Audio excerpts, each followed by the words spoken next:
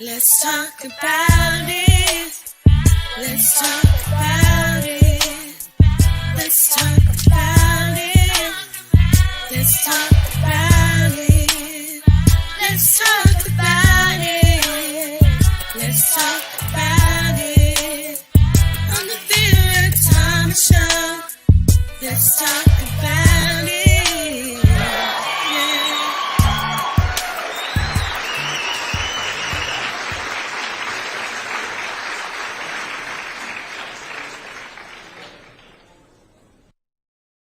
Hello, hello, hello. I am so excited today about my guest, Jeanell Greene. She is going to be talking to us about relationships and marriage and forgiveness and how important it is that we forgive. So I'm going to pull her up and then I'm going to share. Hi, how are you? I am well, Vera. I am so glad you're here. Let me share a little bit about who you are for our listening audience. Jeanell, the relationship coach and marriage expert, is well known for saving countless marriages from loneliness and divorce while also addressing generational trauma within families that hold us back from what we truly want, true connection and love. Her passion lies in rekindling the best friend dynamic for couples, allowing them to rediscover profound love, peace, and fun partnerships. She, as an expert, her sole mission is to bring more fun and play into relationships so that they can return to that best friend status. She has done the work, she has made mistakes, and now she's here to enable others, to help others create a beautiful marriage that she always imagined. So I'm going to give her the floor and I'm going to ask her to share her story, the joys, the pains, the traumas that you've experienced in your own life. Thanks, Vera. Hello, everyone. Hello from Vancouver, Canada. I'm Jeanell. And what do you need to know about me? I've been happily married with my husband, Mike, for over 17 years. We've been together. And we just have the most extraordinary friendship. He is my cheerleader. He is my playmate. He is my comedian. He's my cook. He is my rock. He is my teacher and my inspiration. And we have just, when you're a little girl and you imagine what it might be like to find your Prince Charming. Well, let me tell you, this man is beyond that and so much more. Now, if you asked him, he would say that he didn't know who I was talking about, but that is who he is for me. And we just live an extraordinary life. Now, my life hasn't always been this great. I have gone and experienced divorce, and that's really where my work started for myself, was that moment when I looked at myself and said, what is it about me? Because up until that point, I was dating a lot of men, and relationship after relationship, I would attract the men that were not good for me. They were very toxic, abusive, lying, cheating, the ones that my parents never liked. And I just had to stop and just wonder, like, because I am the common denominator. And so I had to come to Jesus moment where I had to really look at myself and be like, okay, what do I need to get responsible for so that I can actually have the relationship that I want? And in doing the work, what I discovered was that what had happened to me with my own parents, with my dad, was the reason why I felt unworthy, why I got married for the wrong reasons.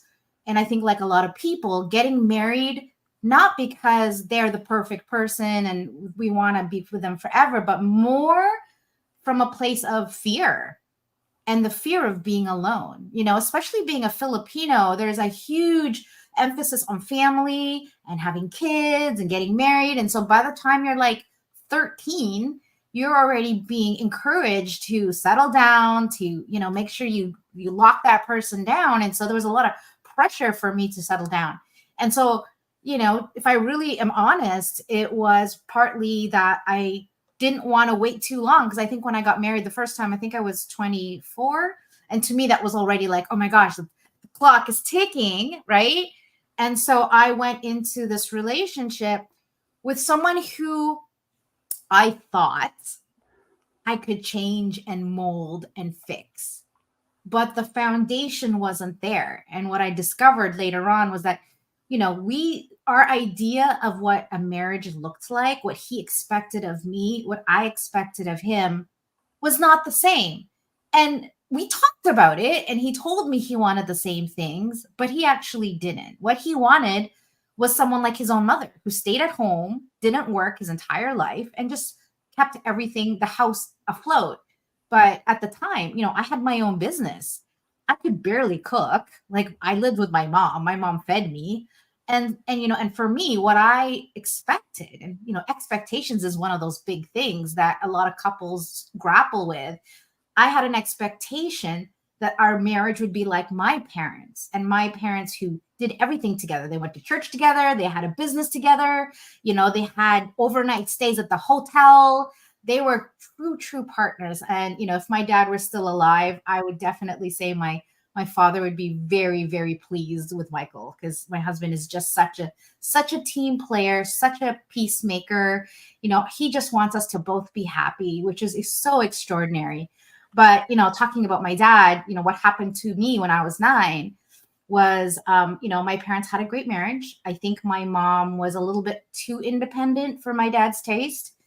And my mom's friend pursued my dad. And so my dad had an affair with my mom's best friend, who lived in our basement for many years, and got her pregnant. And they had a baby, and my mom found out. And I remember that moment, finding out that my dad was leaving, and my mom saying to us, you know, kids, your dad is leaving. He doesn't love us anymore. And I was 9, right? So, you know, as an adult, I think that was a bit of a jab to my dad. But as a 9-year-old, you're like, what? Dad doesn't love us anymore?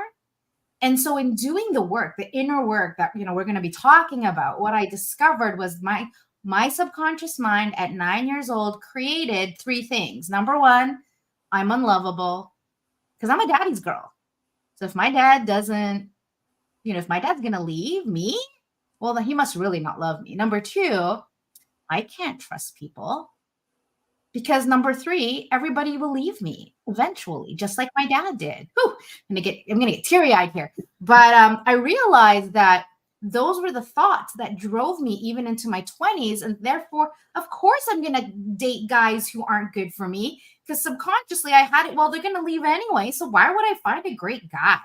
And so that's why it's so important, before we get into a relationship, to really own our own scars and our wounds, and to be responsible about it. Number 2, be vulnerable about it and share with our partner. Because I think that's what's so great about me and Mike, is that we can look at each other and say, hey, you know what? I just got triggered by what you said, because I had a memory of my dad, my ex, whatever, who hurt me. And I'm going to go and work on that. And I just want you to get that my reaction had nothing to do with you. So then he doesn't have to take it personally. And he's like, oh, okay, cool. And then we can just go on our merry way.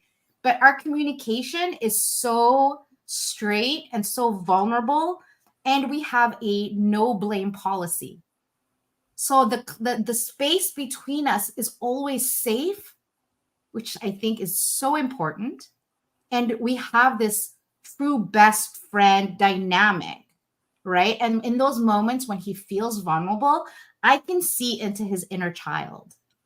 And I get, like, he just wants to be loved. He just wants to know that he's loved and accepted, and that I want him and I need him, and that he's doing exactly what he needs to do. But I think a lot of times as women, we just assume a lot of things. We want them to do it the way we want them to. We want them to communicate the way we want, but we don't tell them this. And then we say, no, you need to come up with it. And they do. And then it's like, no, that wasn't right. And so we don't actually set up our partners to win, So that's all So I'm going to say about it. There's so much to say, but I'll I leave it. know. Well, I'm going to pull up a picture of you and him and how much you guys show love towards each other. I love these pictures. They are absolutely beautiful.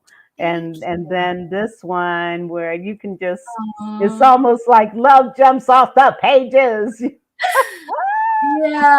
Yeah, he is my dream man. And but a lot of it is mindset. A lot of it is the work that I have to do within myself to clear that. Because we make up a lot of stories. And a lot of times those stories have nothing to do with the other person. It's just my Yes, own, he doesn't care, I'm not important, right? And so to just get, okay, where did that come from? Where is that trigger yes. coming from? And then But communicating that. and Carrie, she says, your smile says it all. The girl's in love. The Yeah. girl is in love and she's been in love for 17 years to the same man. See? But one of the things she said, you have to work on yourself. You Yeah. can't expect a different result if you have not worked on yourself, which reminds me of a poem that I wrote to address that exact thing. And it ties in so well with what we're talking about. I am going to take a few minutes to share it, and then we're going to come back and talk more about your experience. So, after a divorce or end of a relationship, make sure for the future you are fully equipped by taking time for self. Put the thought of jumping into something serious on the back shelf. Get to know who you are all over again. Mm. Learn to be your best friend. What is it that's important to see? What are my values, must have, and belief? What part did I play in the demise? What lessons must I learn to make me wise? How did I handle my partner's behavior and mine? Was it hurtful or kind?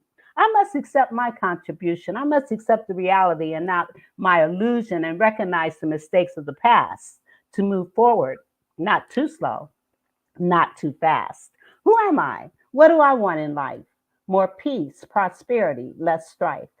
Faith in the relationship with my higher power begins the new journey this present hour.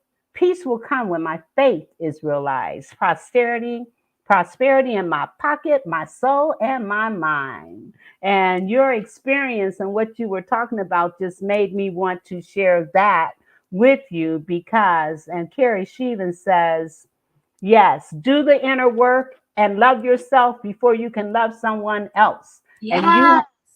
Yes, Gary. I think that's one of the things is that we have been programmed to think it is our partner's job to make us happy, to make us whole, to make us feel worthy. No, that's an inside job because guess what? They're dealing with their own stuff. They're trying to figure out how to feel worthy. And so we cannot put that on them to fill our cup, especially when they don't know what it takes to fill our cup, right? So, talking about my husband, I'm a big believer that marriage does not have to be hard. It can actually be easy and it does take work. Whoever said that marriage should just be naturally easy and it all comes together on its own? No, like anything else in life, we have to work towards, creating something. Otherwise, we're left with the default, and the default is usually the lesser version of ourselves, right? yes, And so with my yes. husband, like, I will, when we first started being together, I gave it to him straight. I'm like, listen, when I come to you and I'm feeling emotional and I'm, complaining about whatever, whoever, here's what I need from you. I need you to sit down. I need you to look me in the eye. I need you to listen. Don't fix me. Don't change me. Don't give me advice. And when I'm done, tell me you love me and then go get me some ice cream. And so he knows exactly what does Jeanell need me to say? What does Jeanell need me to do? And guess what? He gets to be my hero every single time.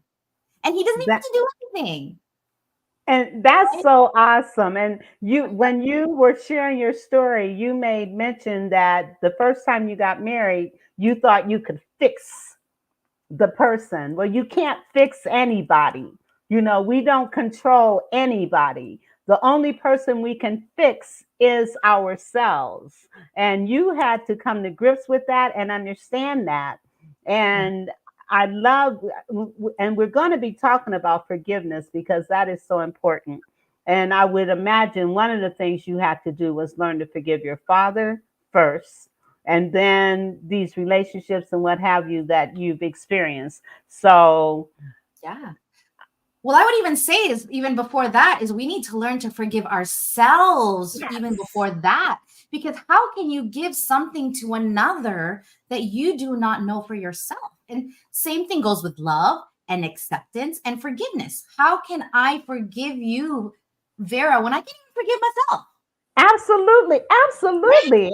And Carrie, she says, yes, tell your partner what your needs are. They Yeah. are not mind readers. And Mm-mm. that is so true. People jump into these relationships and then they get mad when their partner's not giving them what it is that they need. But how can they give you what you need if you're not able to communicate what you need? Exactly. Communications is key, and it sounds like you guys have it down pat.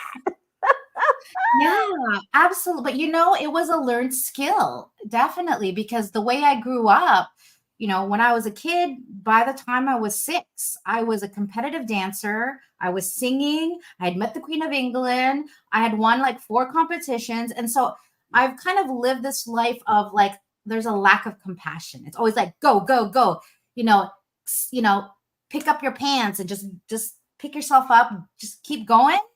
And this thing called compassion and forgiveness was, I wouldn't say not taught to us, but let's just put it to you this way. When me and my family used to argue, whether it was me and my sister or me and my dad, we went, rah, rah, rah, and then we would go off to our rooms, slam the door, cool off, come back into the living room with everybody else, and then act like nothing happened. That was our MO.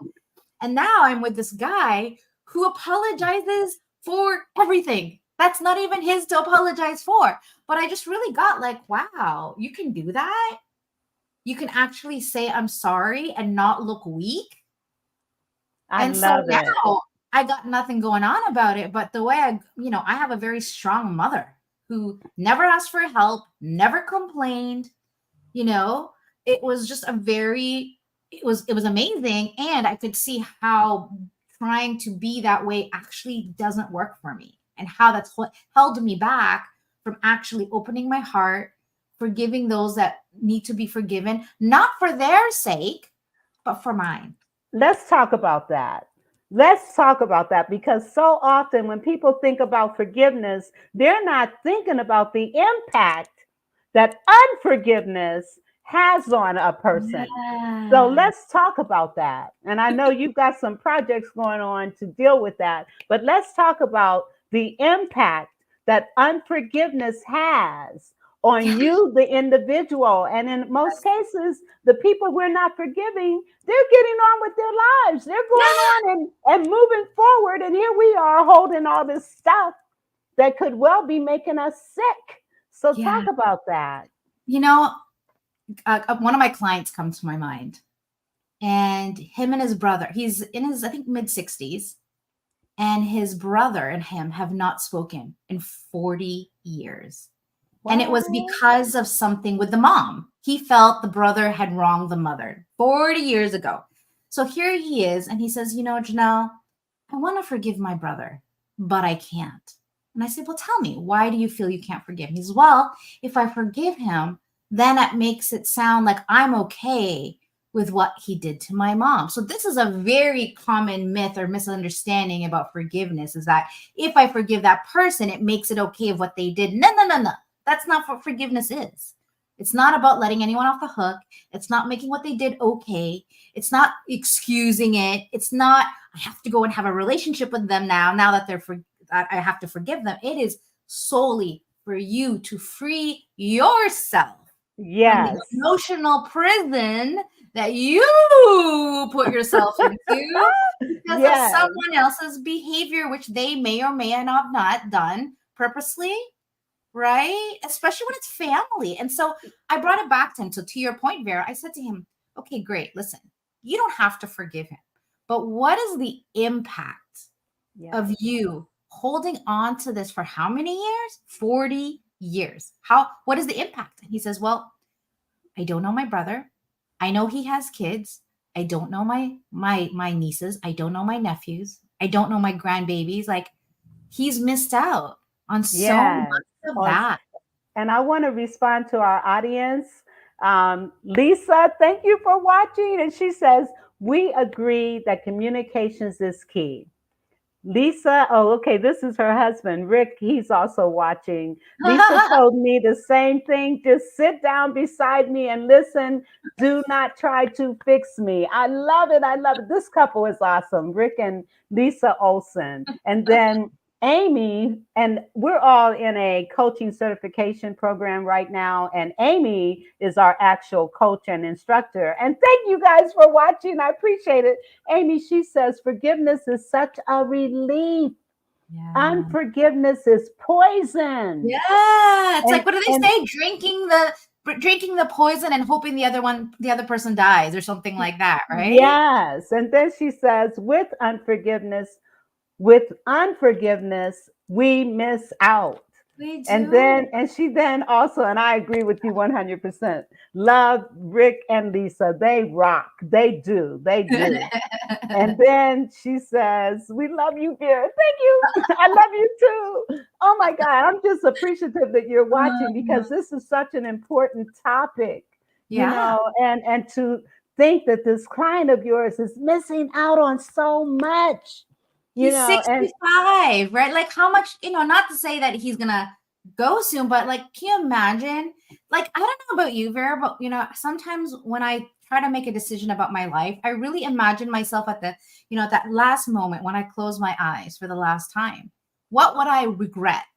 What are the relationships I wish, and even, I don't know about you, but when I go to a funeral, oftentimes those are my thoughts. I'm like, I wish I could have said more. I wish I could have spent more time with you. Right? I wish I yes. was with you when you were sick. And coulda, shoulda, wouldas it And well, makes let me tell you, yes, I had a forgiveness situation that I had to deal with. Mm, One of my sisters, I mean, I love my family, but I did not speak to her for a whole year because of hurt that I felt. mhm, And my son was having a birthday party, and we had just moved into this house that had a big backyard. He loved my sister. I loved her too, but there was stuff going on that was just hurtful and painful. And so he said to me, Mom, I want her here. And mm, I had just our church was going through a forgiveness process, a training program on forgiveness at the same time. And it's called the Bait of Satan. And so I went through the forgiveness process with her. And the first thing I asked is like, what did I do to you? And she couldn't tell me. And I said, well, whatever I did to you, I asked your forgiveness. And I want you to know that I forgive you. I just don't ever want to go through this again. So we yeah. were able to come back together. And let me tell you, I am so glad we did because shortly after that, she got sick with Mm, cancer. And if I had not gone through that forgiveness process with her, I would not have been there for her. But thank God I went through that forgiveness process with her and I was there for her. So therefore, I have no guilt. I have no regret. I would mhm, have had I not gone through that process. So I'm grateful that I had an opportunity to go through that process and then be there for her while she was going through her cancer. And I mean, I mm. was the only one in the room with her when she took her last breath. That would not have happened had I not gone through that forgiveness process. So it Exactly. is so important. Exactly. So So, I didn't actually finish my story about my parents. So my oh, dad I'm sorry. no, it's okay. We just got it. This is so great. This is so great. But we so my parents split up for 3 years. And the one memory I have as a child is being in church. Like, every church we pass by on the way to somewhere, my mom would be like, we need to step in. And she would be on her knees for 10, 15 minutes. And I remember being a kid and just sitting on the pew and just waiting for her to finish. But 3 years later, my dad gets sick and he comes home and asks my mom to come home. And what happened was that he was going through dialysis. Both his kidneys failed and he was waiting for a transplant. And my mom is a nurse. And so he came back to my mom and said, "Can I come home and will you forgive me?" And my mom said, "Yes." She says, "Under two conditions. Number one, you stay here. You don't go back and forth. You know, you're here. You cut all ties with the other side. And number two, we forgive and we move on." And no joke, for the next 13 years before my dad passed away, she never brought it up. She never hung it over his head. And, you know, my mom would say that there were times when my dad would just be overcome with guilt. And she'd say, "Nope, we're not doing that. We're not going there." And so I guess what I'm trying to say is, you know, hope, love, saving a marriage is possible when you are so committed to love and family. And that Yes. starts with loving ourselves first. Absolutely. And you made a very, very valid point when you said she never brought it up again. Because so often, when you know that you've truly forgiven someone, you're not going to keep harboring on it. What you did a year ago, 10 years ago, 5 years ago, yesterday, even. You know, as long as we're harboring those things, then we haven't really solely, completely forgiven. You have to let it go. When you say I forgive, you have to let it go. You Yeah. know, so that is a beautiful story that you just shared. It's Easier said absolutely, than done, though, right? Have to oh, let it go. definitely. But, you know, I think part of it is we can't let it go because we think that forgiveness is something that it isn't, right? So it's not about making it okay. It's not making it excusable. It's not being a doormat. It's not being weak. It's not saying that it's okay if they repeat the habit again. It's none of those things. It is No, solely a inside job. And listen, you can still say, "Hey, I forgive you and I never want to talk to you again." But this is now has now left my mind, my body, and I wish you well. And, you know, for me, that is my check. When I say, have I truly forgiven someone? I ask myself, can I send them love? Can I send them blessings? If I can't, then I know I haven't, there's still more work to do. But oftentimes the work is here, right? yeah. Loving myself, feeling worthy of myself. And so I think it always comes back to us every single time. Absolutely, it does. And Carrie, she says, yes, forgive and let it go. Like, let Let it it go. go. Like, let Let it it, go. let it go.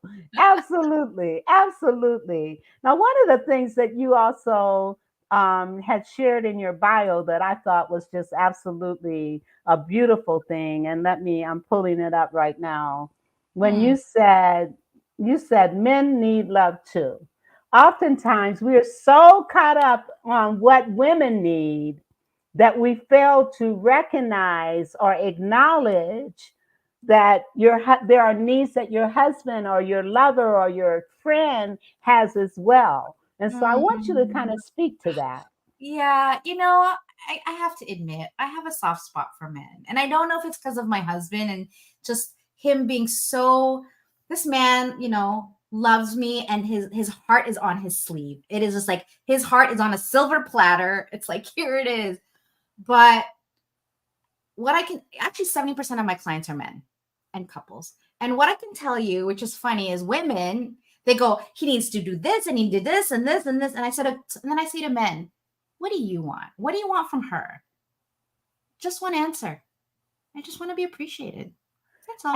I don't need her to do Absolutely. anything. She does, you know, like she doesn't even have to. I just want to be appreciated. I just want to be told, and I don't want to be like every time I do something, it's wrong, right? Because then we wonder, it's like, why do our men not do what we ask them to do? It's because when they do it, either we criticize, we judge, or we tell them they're doing it wrong. So then they go, well, if I'm doing it wrong, why would I bother trying? And they're, you know, I just have such a soft spot for men. I think that they truly just want to make us happy. They want to be our hero. But a lot of times, if we don't communicate, here's what I need from you. And I know a lot of women go, well, why should I have to do that? If he loves me, I wouldn't have to do that. And I say, no, It's a no. two-way street. It's a It's a two-way two-way street. street.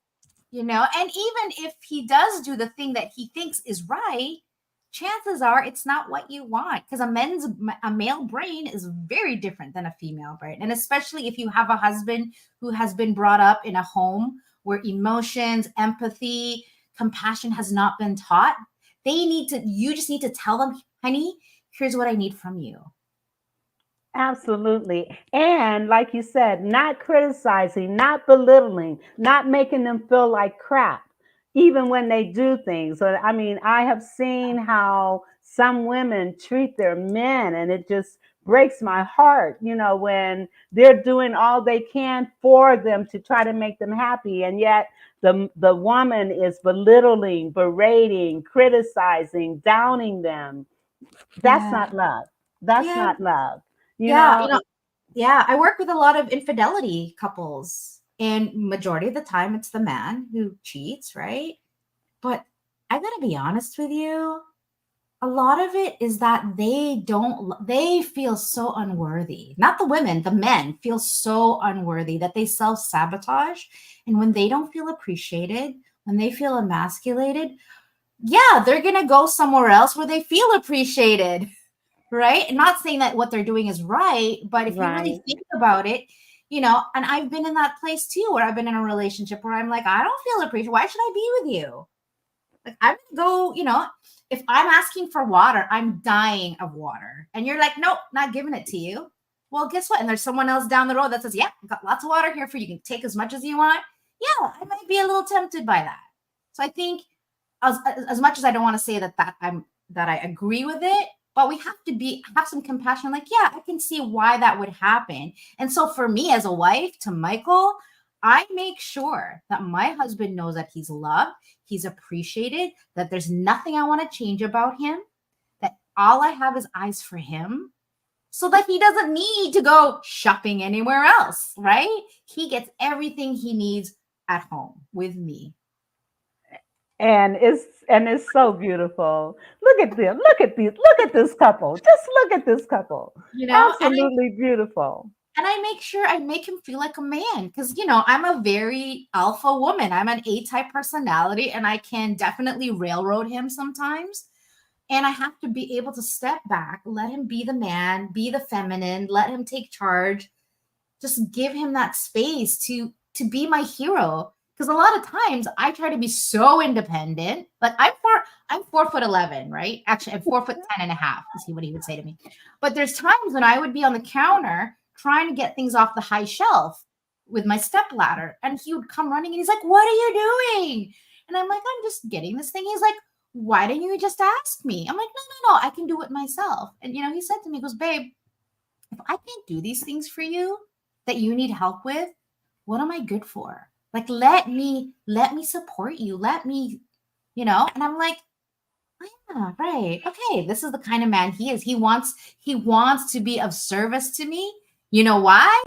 Because I acknowledge the crap out of him. Like, I acknowledge him so much that he turns beet red and gets bashful, because he's like, "What? You think that of me?" But can you imagine if we did that for each other? If we helped each other rise rather than pulling each other down?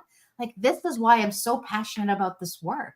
But a lot of people were not brought up in homes where they got to see that. And lucky for Michael and I, we both had parents who showed us, were really great role models. And so I really want to impact generations so that we can create healthy relationships, healthy families. Because let's be honest, the world, the families are broken. Like, divorce is Yes. now is more popular than actually getting married. Like, it used to be, it's now it used to be the exception, and now it's like the norm, and I am not okay with that. And I'm not either. And Carrie, she says when they feel appreciated, they want to do more for you. Absolutely. 100%. 100%.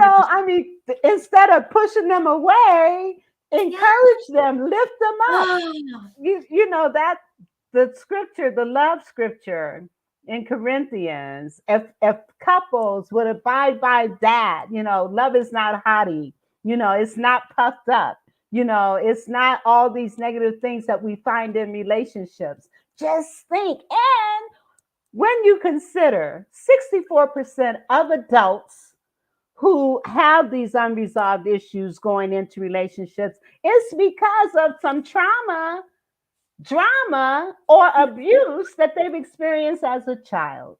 And so Exactly. being able to help couples recognize their value to each other and their children is Yeah. so important. It's so Yeah. important. And you know what? I have a commercial I got to play.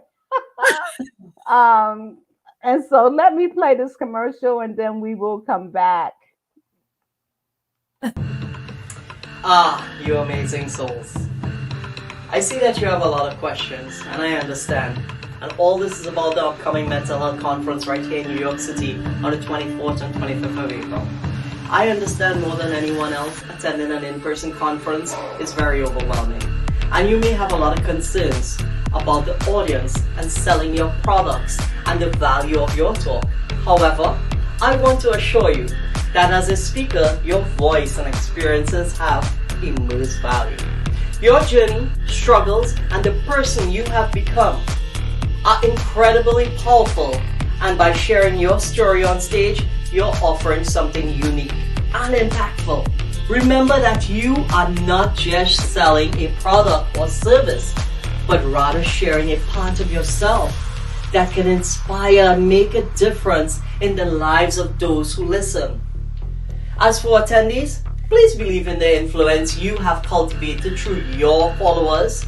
New York City is a vibrant hub of energy, and I have no doubt that many of your amazing followers will be eager to hear you speak and meet you in person, as well as experience the incredible energy you have to share. Your presence alone will be a magnet for those who resonate with your message. You see, I speak from experience when I say that this conference is an opportunity for you to make a significant impact. Your trauma talk is a vision that has been brewing for a while. Now it is a reality. See that? I want to encourage you now to click that link and help me to make a difference right now. All you need to do is take the first step and invest in yourself and register, and Ra will meet you in person in New York City, where we can connect and share more powerful energy. This is Ra, and I love you all. Your trauma talk. This is a summit where those of us who have experienced trauma in our lives can share with other people to help them understand you're not alone. And on top of that, it's a play to pay, but pay to play. However, you can sell from the stage. So you'll be able to sell your services, your books, your conferences, your summits, whatever it is you have going on. You'll be able to sell them from the stage. And the conference is on Broadway. That's the venue, on Broadway in New York. So click the link, check it out, and come. You want to make a difference in people's lives, and I know you do. So come to the conference. Come to the conference. I have another one I need to play. What I want to do is try to get these out of the way so that we can just go ahead and continue to work. Mama Knows creates high quality products that are available to be used on multiple textures of hair. Her goal is to bridge the gap to stop people from having to use multiple products because of families with multiple hair types. Her products are currently being used on men, women, children of all ethnicities. Mama Knows products are available at www.mamaknowsproducts.com. That's www.mamaknowsproducts.com. You can also find her on Instagram at Mama Knows Products, because you know, Mama knows what you need.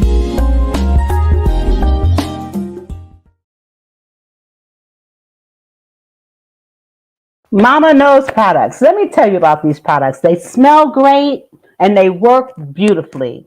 Shampoos, conditioners, hair serums, moisturizers, And they are wonderful. And so you want to check out mamaknowsproducts.com. Why? Because mama knows what you need. All right. All right, let's get back to our conversation, and then I'll play a couple more commercials. But we got a lot to talk about. I can't believe this time is going by. All right, so anyway, we've talked about how wives should be towards their men, how women should be in relationships towards their men to get the most out of them. Love on them, show them, lift them up so that they will lift you up. It's a two-way street. All right, I'm going to be quiet. Yeah, it's a two-way street, but guess what? We always wait for the other person. We're like, well, I'll do it when they do. Like, let's be leaders in our relationship. Let's be straight about what we need.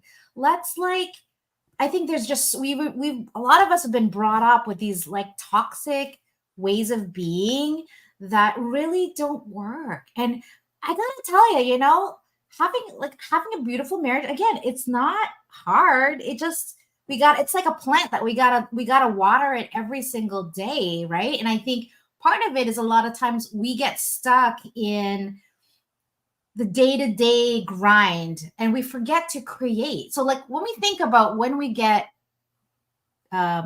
engaged, why is it so incredible? Why is it, or even getting married, why is it like the best day and so memorable? It's because we have created a new future in our imagination of a life full of love, possibility, and all these things. But then when we get stuck in the day-to-day grind, we stop creating, we stop generating ourselves, we stop showing up, right? And so one of the things I do with my couples is I help them, okay, first of all, what are your values? Most people don't even know what their values system is. That's true. Number two, what is it that you want? Most people know what they don't want, so they get more of what they don't want. But when I ask them, well, tell me, what do you want? They look at me like I have two heads, right? And then the third thing is like having couples goals, talking about like, me and my husband, we dream together. We watch YouTube videos of amazing homes and we talk about like, yeah, that's the kind of home we want to have in the future. And we get excited together, right? And when I'm dealing with stuff, he is right there to lift me up and hold space for me. But I think, again, a lot of people, we were never taught how to do that for each other.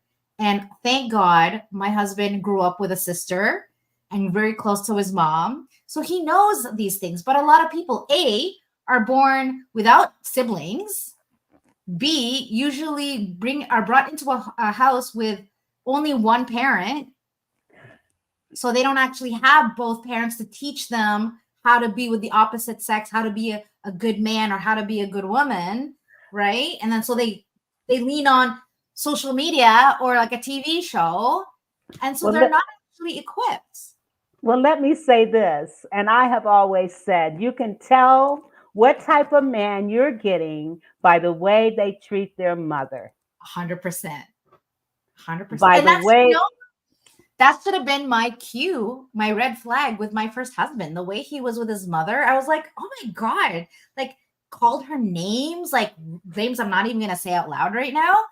And that should have been my first, that should have been my first flag. And I agree. The way, again, you can tell a man how he's going to treat you by the way he treats his mother. That's a flag. Yeah. Well, what if he doesn't have a mother? Well, how he treats other women. But how does he know how to treat other women if he doesn't he has no role model and he's maybe brought up by an uncle or a dad who has issues with the mom? So now women are evil or women are manipulative. We have all the story that we have to unpack. Okay, so how do you deal with that? Say you have a man in your life, you love him dearly, but you see all these negative traits, but you love him dearly, but you also recognize you cannot change a person. You can't make somebody the way you want them to be. So what do you recommend, Jeanell? Whew, that's a tough one. I think, well, I get women who come to me by themselves. And the first thing I would say to them is like, what is the energy that you put out? Right? Because if we want our husbands to change, because like I said, we can't change them, but if we want them to change, how are we being a leader, a role model to them?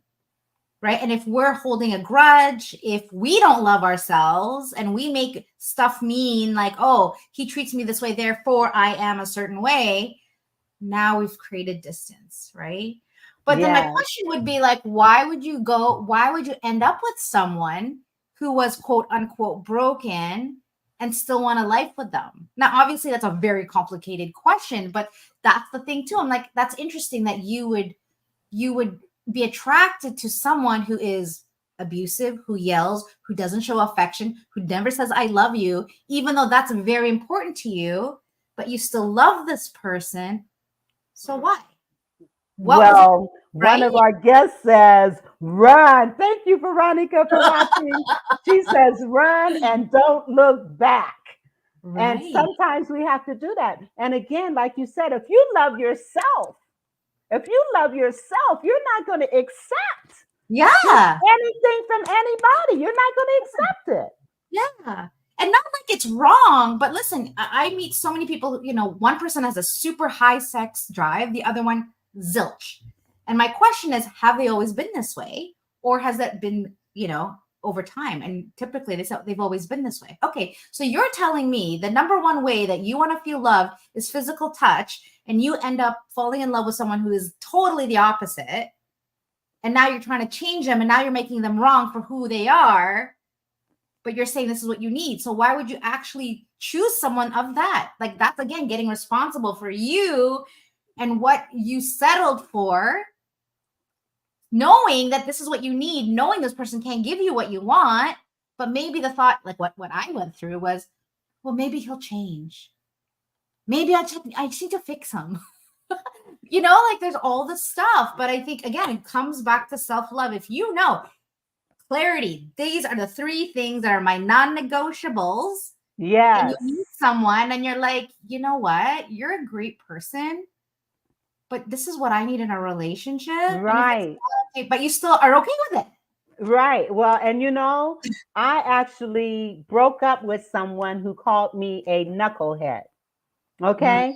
Because I thought, well, you call me a knucklehead and you claim you're joking, but you get upset with me, and then I become all these other names. So Yeah. I'm done. You have to have boundaries. You have to know what you accept and what you will not accept. Do not call me. I refuse to let anyone call me out of my name. And Yeah. then Veronica, she says, you attract the energy you get. Yes. It's a hard truth. Even Dr. Phil says we teach people how to treat us. Treat us 100%. So, when I got together with my husband, I was super clear. Like, I learned from my first marriage. Like, I saw the mistakes that I made. So when I got together, I'm like, here are the things that I need. And one of the things he did was, I have a thing about using God's name in vain. And he did it once. And I said, listen, that doesn't fly with me. That makes me super uncomfortable. It makes my soul cry. And my request is that you take that out of your language. Never once again did he ever say it. And see, that's the beautiful thing too. When you acknowledge and tell someone that loves you, that claims they love you, that there are certain things you can't get with, that's a sheer sign of how much they respect, value, and love you. Because if they don't stop it, that should tell you something as well. Yeah, that's a really great point, Vera, because a lot of people think that setting boundaries is bad. But actually, if we set boundaries in a loving way, right? If we communicate it properly, it actually increases the level of respect that they have for you. Yeah. And I think we were taught that, no, you can't set boundaries. That makes you a bitch or whatever. Like, there's this thought about setting boundaries that it's not a good thing, or that you're putting up walls. No. This is about you making sure that you have a beautiful space, that you can be yourself. Like, this is what I love about me and my mic. My mic never tries to change me. I never try to change him. And I strive to be the woman that he thinks I am. That's beautiful. I'm going to another commercial and then we'll be right back. Hallelujah. Hey there, Jason McNamara here, and I'm about to drop something truly game-changing your way. Are you tired of the same old 9-to-5 grind, feeling stuck in obtaining the life you deserve and craving something more? Well, listen up, because I've got something you will not want to miss. Introducing the No More 9-to-5 Club Professional Membership, your ticket to freedom and success in the entrepreneurial world. With our professional membership, you'll get access to weekly coaching sessions, pre-recorded trainings, and a vibrant community of fellow game changers. You get access to technology that will allow you to automate passive income streams, as well as unlock all of our expert-led trainings in the back office so you know where to go for good advice when you need it. You will also use the club to build up a residual income stream with a 2-tier 33% affiliate commission unlocked at this level, allowing you to help people help themselves while generating a residual passive income stream for yourself. And here's the kicker. For a limited time, you can unlock all of this just for a $1.11 donation to our club foundation. I like this one. Your first month is on us. So what's holding you back? Click the link below, make your donation, and let's start building the life and business of your dreams together. Here at the No More 9-to-5 Club, we're all about turning dreams into reality and smashing through those glass ceilings. That's what I'm talking about, Jake. Whether you're a seasoned entrepreneur or just starting out, we've got the tools and support you need to thrive and evolve. And don't forget to sign up for our bootcamp training. It's the perfect way to kickstart your journey and unlock even more perks. So what are you waiting for? Join the No More 9-to-5 Club today and let's make those dreams a reality. I can't wait to see you on the inside. You only get one now. Invest it in your better future. Let's make magic happen together.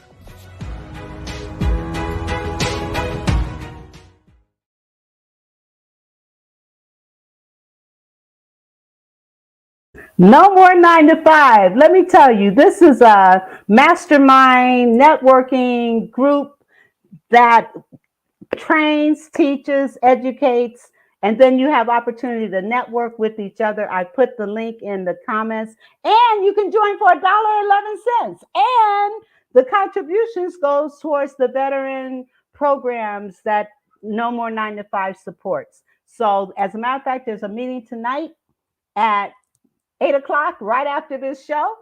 You might want to check it out. No more 9-to-5. Now, that's not saying that if you have a 9-to-5 that this is not beneficial to you, because what is happening is people that have jobs, they come into this network and then they begin to look at other opportunities, other things they can do in addition to or instead of. So you want to check out No More 9-to-5. All right. Now, I'm just so excited about this conversation. I want to come back to forgiveness again because people need to understand not only forgiveness in relationships, but like you said, that, you know, the story you said about your client that had a brother that he's had no relationship with for 40 years. Can you imagine? It's more than half his life. More than half his life. And it's More than half his life. Only brother. It's his only brother. You know, what has he missed out on? Yes. The birthdays, the births, the deaths, all of it. That is so sad. That is so sad. And so what can you say to our audience to encourage them to find a way to forgive? What tips would you give them? And I'm going to give you the floor to talk about this. Sure. I think the first thing, what I would do is you want to get clear about it. I'm a huge advocate of journaling. There's something about putting my emotions on paper, my thoughts on paper, that gives me such clarity. And so what I would do is I would write down that question is, why do I feel like I cannot forgive? And you know what? No, I would start with, what do I need to let go of? And what do I need to forgive myself for? Then it is, okay, what do I need to forgive others for? And then thirdly, why do I believe that I cannot forgive? And then the last piece and the most important piece is, what is the impact if I do forgive? And what is the impact if I don't forgive? Because as humans, we're either moving towards something we want, or we're running away and avoiding something that we don't want. And so when we're running away, that is a disempowered context. But if we're running towards something called love, something called healing, something called connection, I gotta tell you, the one common denominator that I have seen with every single one of the people I've coached is their greatest fear at the end of the day is being alone. And yet we do these things to make sure that we stay alone. Like, why? Yes. Why do we do that? Because we don't want to get hurt. Okay, great. You're not hurt and you're alone. Congratulations. Great life. Yes.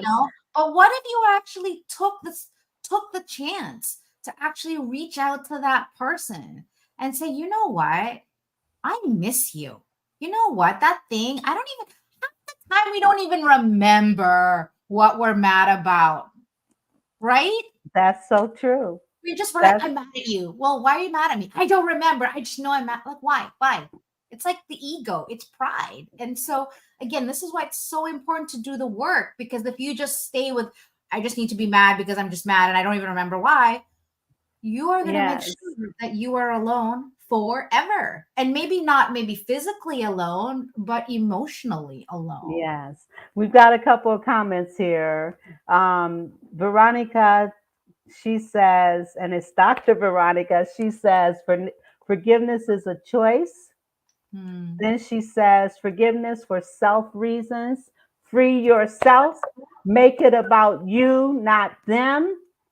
And then she says, understand the situation, accept your feelings, empathize, let go of resentment, communicate, and set boundaries to forgive someone effectively, and find peace. And peace.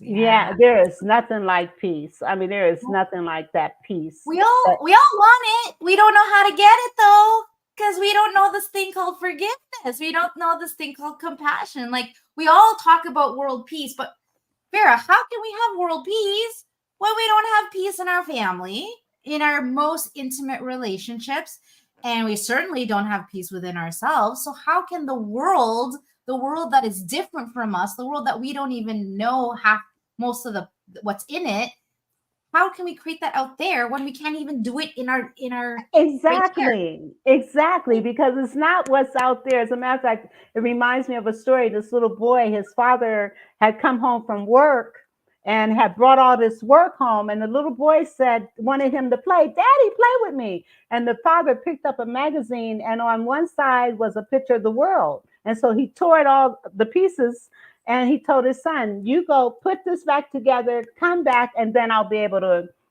play with you. Well, the little boy saw what was on the other side of that page, and it was a picture of a man. And so the little boy excitedly comes to his dad, and he said, Dad, look, as soon as I got the man together, I got the world together.